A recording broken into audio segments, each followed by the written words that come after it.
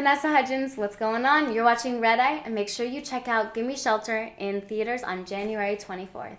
I am not going to ask you about the weather in Chicago because it seems like you've been talking about it all day already. But I am going to ask you to recreate that facial expression that you put on Instagram.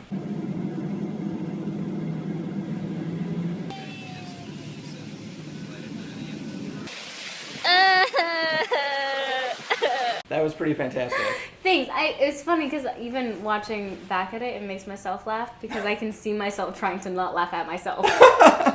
Yeah. Can we get another It's just incarnation like, of that? Yeah. I had the whiniest look you could possibly give a person. I had a vision of you, Ashley Benson, Selena Gomez, and Rachel Curran doing winter breakers and having like the worst possible time on vacation. Okay, yeah, like we get buried under snow or like someone buries us into a snowman or something. Yeah, like why did we decide to go on vacation? And we're still in bikinis. That would be a dangerous choice. Yeah, it would be. Frostbite is a real thing. It is. Yeah. Well, I learned this today. You've talked a bunch about how you still look the same as you did several years ago and can still play teenagers, which is really cool. At what point do you think you'll have to stop playing teenagers? When I don't look like one. I don't know. I mean, it's awesome being able to still play a teenager. Because, I mean, no matter what, you're playing a human being, and it takes a lot of work to dive into the character and figure out that person's past. So age is kind of irrelevant. It's just kind of where you look like you sit.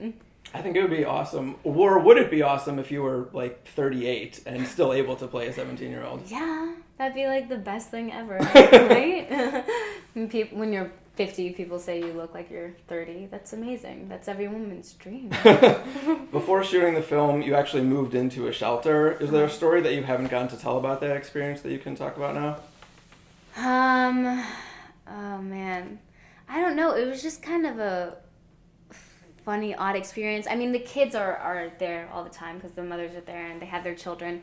And I remember one time one of the house moms brought her son out for a bath, and they had this little kiddie pool, and it was summer, so it wasn't cold or anything, but I remember her putting him in the water, and his teeth just start to like go crazy, and they're shattering, and he's freezing cold, but he was laughing at himself because he was just shaking, and he was so cold, and it was the cutest thing I've ever seen. And then she proceeds to take off his diaper, and poop flies everywhere. It was great. Was the child still laughing at that? Oh yeah, he was still just sitting there like so cute. After having those experiences, what now seems to you like the hardest part of having a child? Just the fact that they take up your entire life. You don't have time for yourself anymore. I enjoy me time still. So not anytime soon.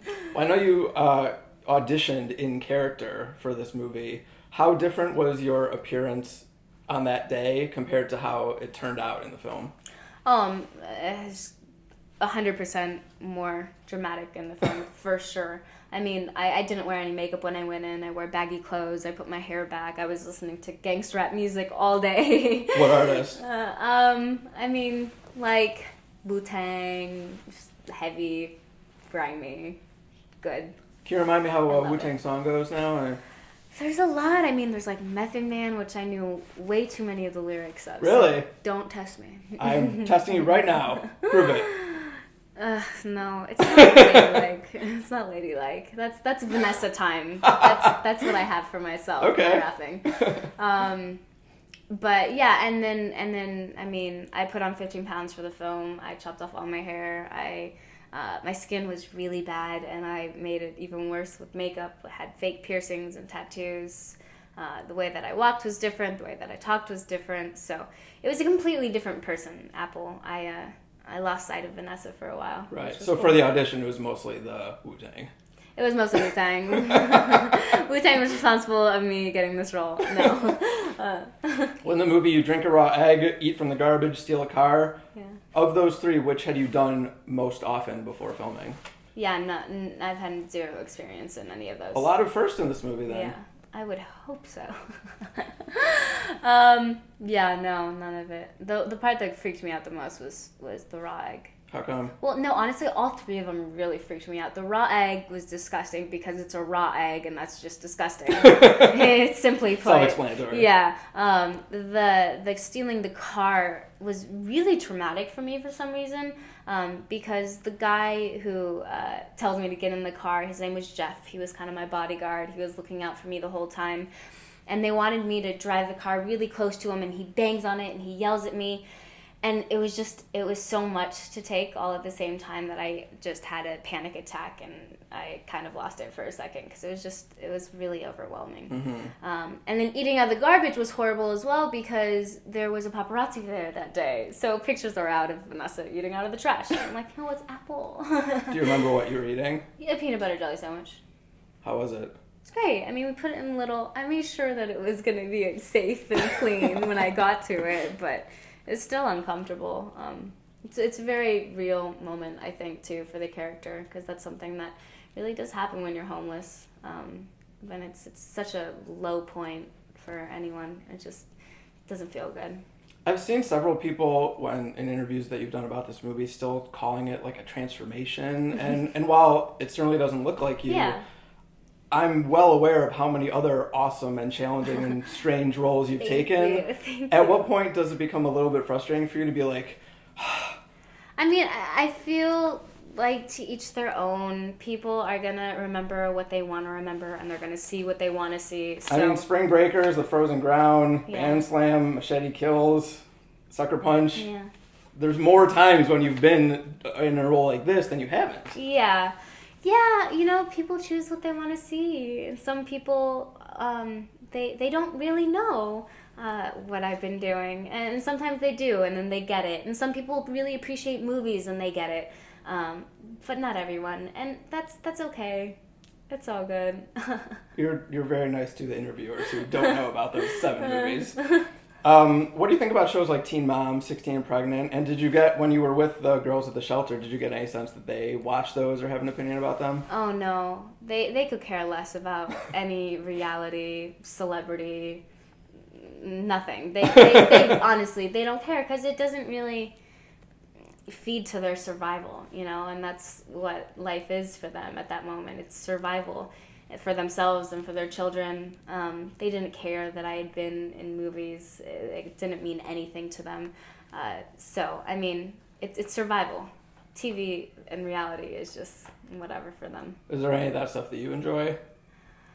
I don't really watch a lot of TV. I'd rather take a walk outside or go on a hike or something. And I live in LA, so I can actually do it. In the last few years, you've played a prostitute, pregnant teenager, college kid who goes on spring break and takes it even further than that, goes crazy. What more can you do to continue challenging yourself? Because I know that's a big priority for you. There's so much. I mean, I want to do every single genre. I want to work with as many different people as I can.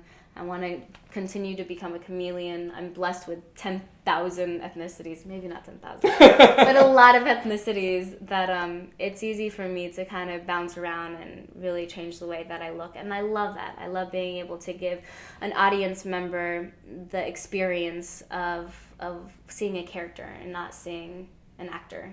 Allowing yourself to get lost in a story. I think that's what's so amazing about storytelling. So I just want to keep pushing in that direction. There's so many things, though. I'm trying to think of the possibilities are endless. I know. Would you play like a male character?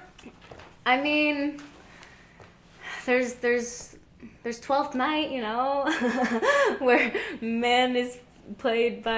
woman's played by a man. That's true. So it happens. I feel like this is very close to playing a guy, honestly. I look like a boy, so I'm not far off from it. You mentioned stuff that you watched when you were younger, Labyrinth, The Neverending Story, being a couple of them. What's your favorite part of one of those when you think of those movies? Atreyu, say my name. She's good. Actually a yoga instructor now, and I took a class because she was friends with one of my girlfriends, and the entire time I was just like, you are the childlike empress. It's so good. You weren't quoting the movie during the whole class? Kind of. I thought that she put on the theme song during the class. It was a different song, but I got really excited.